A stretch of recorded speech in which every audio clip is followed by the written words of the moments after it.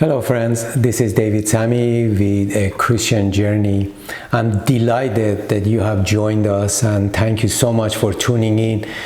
Today we want to continue our discussion on the topic of globalization and its impact on the church. And if you have not watched our previous video, I highly recommend it because what we're going to discuss today is a build-up on the previous video. Today we want to think about what should be a Christian response to globalization. What are some of the principles that we need to keep in mind as we go more forward with the concept and idea of globalization? But we're going to talk in generality. We're going to talk about principles. But then again, maybe you can add more to what we discussed today. But one of the first things I think we should keep in mind is the deception in globalization. Because one of the key components of globalization is the unification of mankind.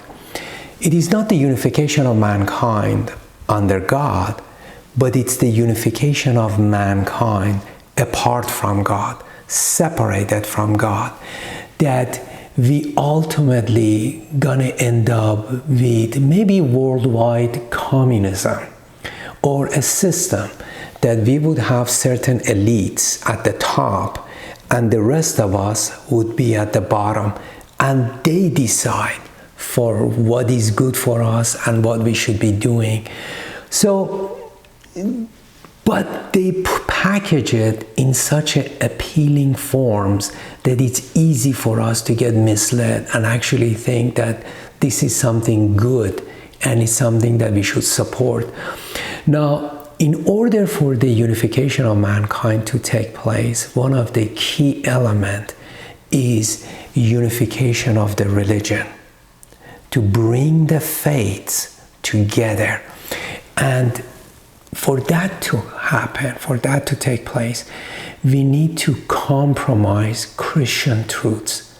We need to adjust the Christian truths and Christian faith to fit this objective, this goal. And it's all proclaimed to us under the guise of what is good and beneficial for mankind. That the purpose of religion is to bring peace to the world. But you see, where do you find that in the Bible? Actually, to the contrary, Jesus himself said, "Don't think that I have come to bring peace, but a sword, conflicts." Not that Jesus thrives or enjoys conflict. He's the Prince of Peace. But because our world is not what it ought to be, and mankind is not what it ought to be. It's upside down. And as a result, the people that come to Christ would find themselves, in a sense, at conflict, at odds with the people of the world. That truth divides. Truth by its nature somewhat exclusive. But you see, we are told that we need to do away with the truths of Christianity, with its dogma, and embrace more a relativistic Christianity for the benefit of mankind and in order to bring peace in this world. But something that we should keep in mind is Satan's way always appear to make sense to us. It fits our logic, where God's way appear contrary to our logic. It seems difficult, it seems hard. Even Jesus talked to Satan in Matthew 16:23. He said, "You are not setting your mind on the things of God, but on the things of man." Not that Satan has our benefit at heart, but his ideas appeal to us. Do what benefits you. Do what pleases you. Do what you think is right. But when we think that way, we actually on a road that is going to become dark and it becomes destructive. But on the other way, God's ways usually appear to us difficult, a way to be narrow and avoided. Jesus in Matthew 7:14, he says, "For the gate is narrow and the way is hard that leads to life." It appears difficult, but the more we walk on that path, the more it leads to a quality of life that is godlike, a quality of life that brings us inner joy and happiness, and that's God's desire for us. But in order for this to happen, we need to move in the path that God has laid out for us and not be deceived by the deceptive ideas that make sense to us, but in reality, end thereof are the ways of death. We hear a lot today about unification. We are, even on our national scene, we are divided nation. We need to become unified. And I think maybe the Antichrist would be the ultimate unifier, that he will be able to bring mankind together under his leadership, and his ideas would make sense to a natural mind. So I just wanted to start off by not allowing ideas that seem good or maybe appeal to our nature or appeal to our logic deceive us. Make sure that your understanding is based on the scriptures, that the principle you draw out, the way you look to the world is through the lens of a scripture, even though it may appear contrary to what we hear, or it may appear difficult, but that's the right way to look at life. Now, a Christian response to globalization is not by purchasing guns and storing ammunition, because what we're going to face is not people coming knocking on our doors and try to take us away. But what we face is in policies and laws. And what would be required of us is conformity to these laws and these policies. But many of these policies and laws would require us to compromise Christian values. That's the problem. That's the problem. So the key to Christian response is actually non-conformity.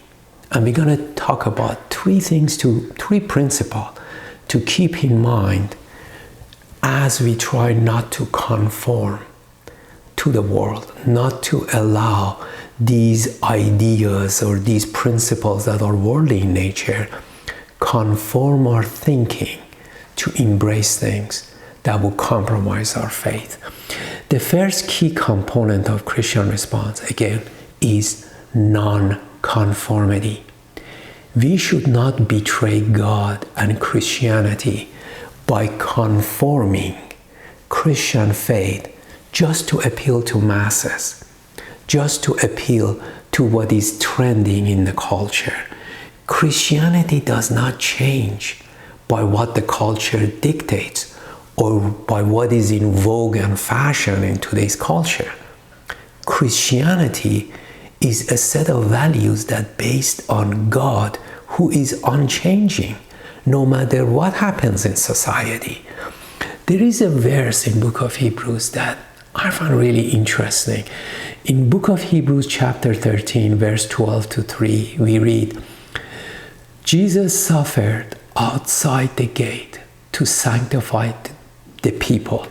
Let us go to him outside the camp and bear the reproach he endured. Jesus went outside of the city of God, where God people were, to bear the reproach, to make us right with God. He bore those criticisms. There is going to come a day in our society and in all culture where you would be criticized simply by holding on to biblical values. Not because they're wrong, but because the society is changing so much. But you want to bear that criticism because it is not you who is being criticized, but it is your God's value that is being criticized, that is being demeaned.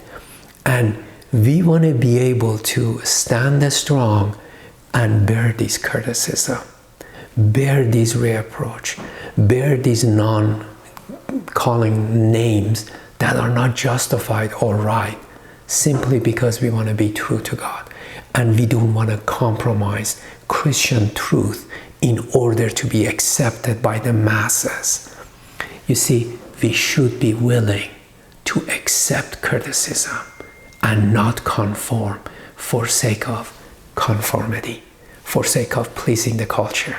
We are always so worried about what other people think of us, but we never give much thought to what God thinks of us. How does God view this? Remain true to God in spite of what the culture says. Unfortunately, some of them highly visible Christian pastors, or even the Pope himself, they're calling for unification, for looking at religions as just different way to approach the same God. Inclusiveness, that we want to embrace all the faiths.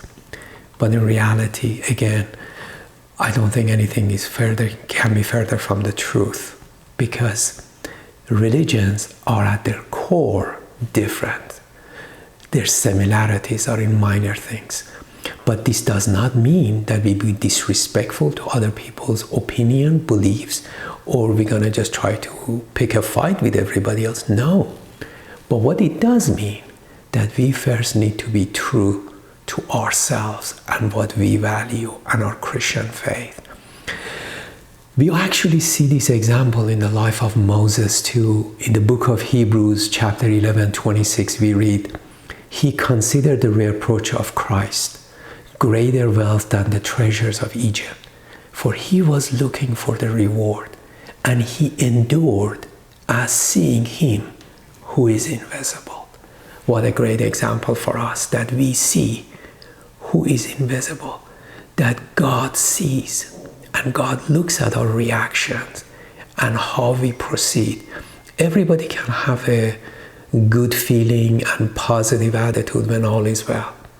But what do we do when our views are no longer acceptable, when our views are no longer appreciated? Do we conform? Do we change? Or do we remain true to God?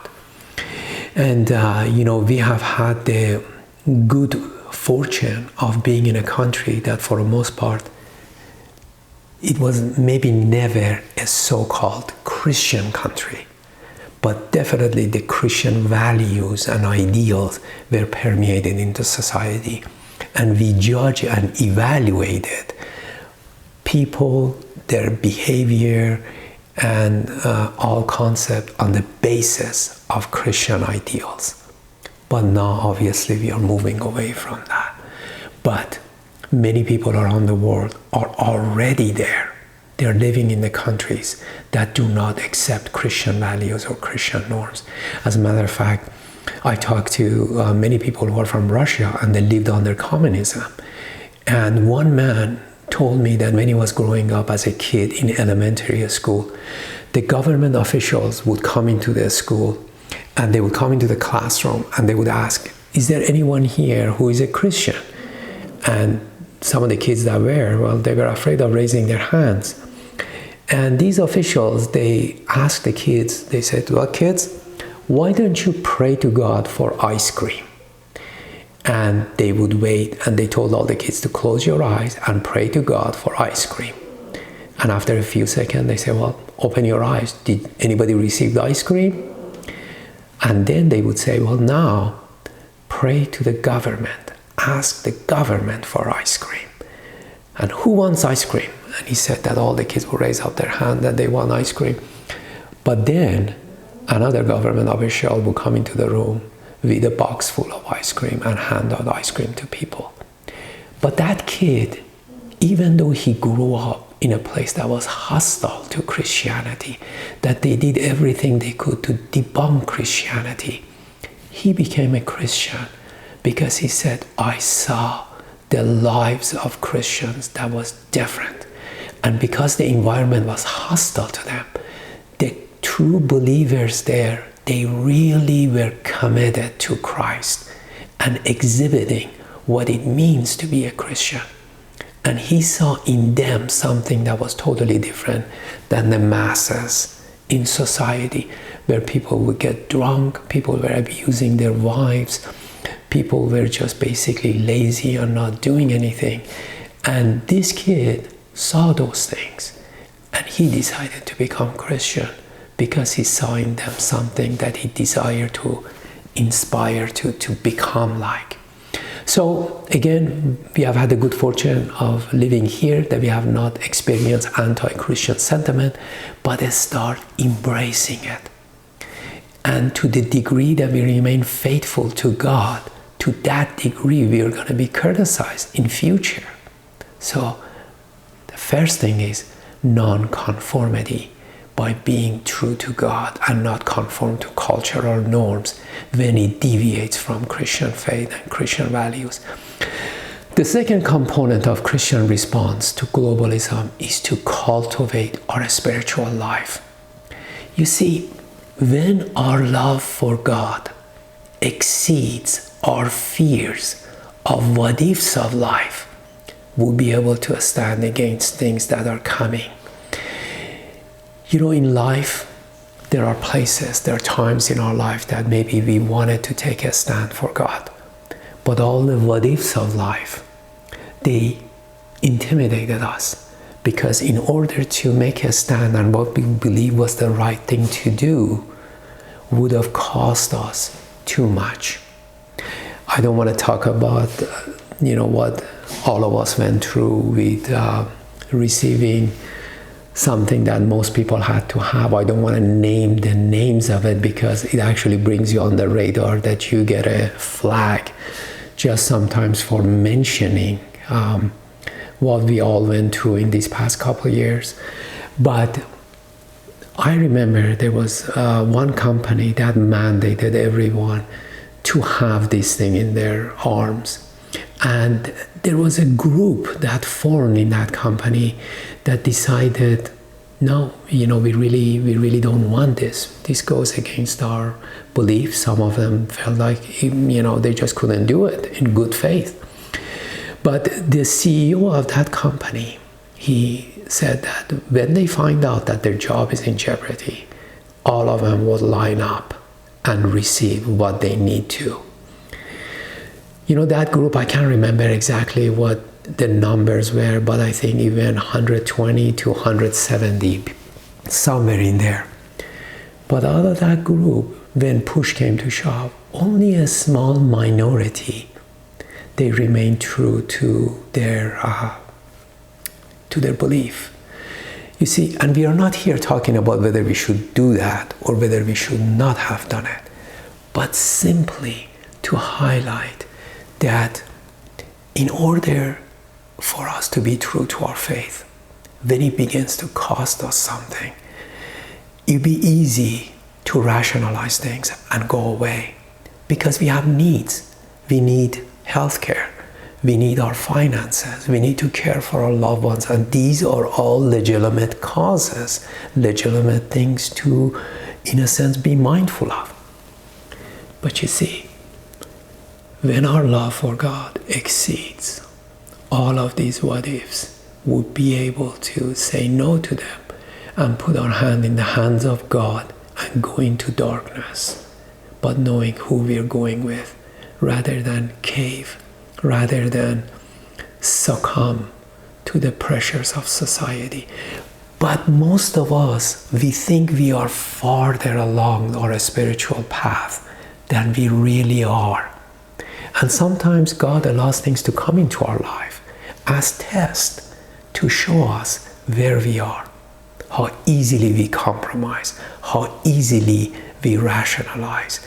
But now is the time to take our spiritual life seriously and start cultivating our spiritual life in order to be able to withstand against things that maybe are on the horizon coming our way. Now, the third component of Christian nonconformity is knowing how far we can go and where we need to take a stand.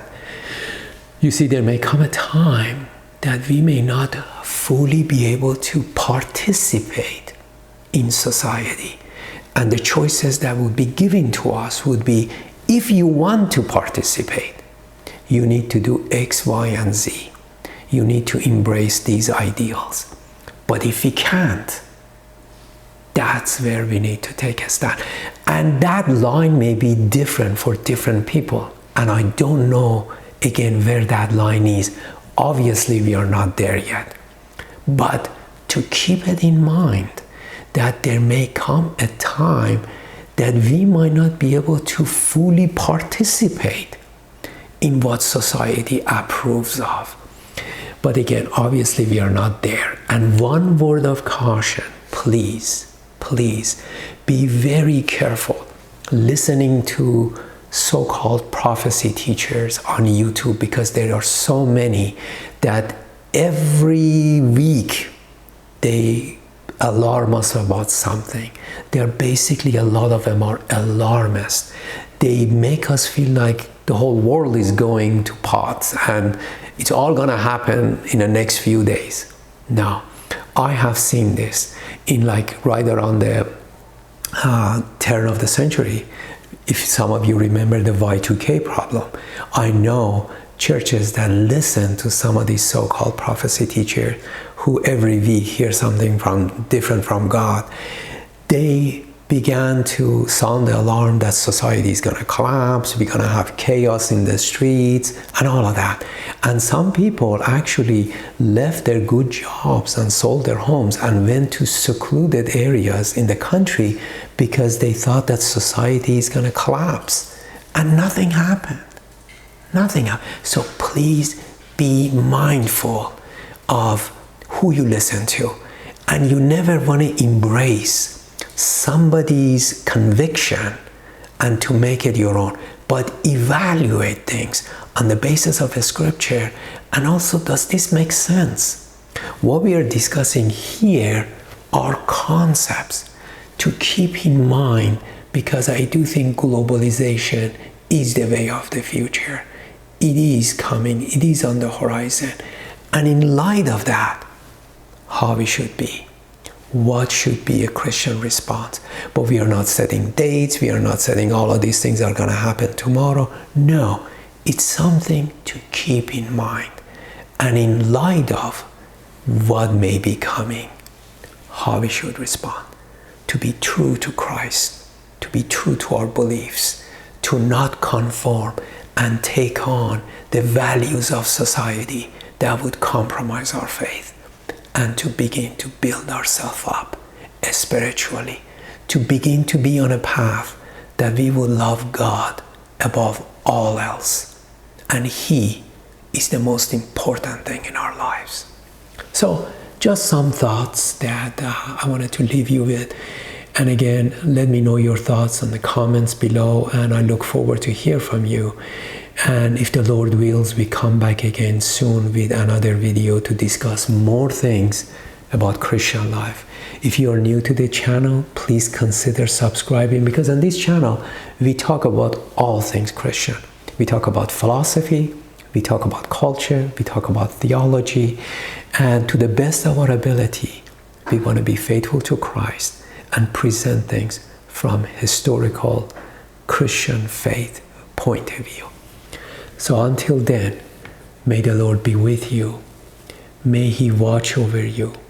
May He keep you and make His face to shine upon you. This is David Sami with a Christian Journey.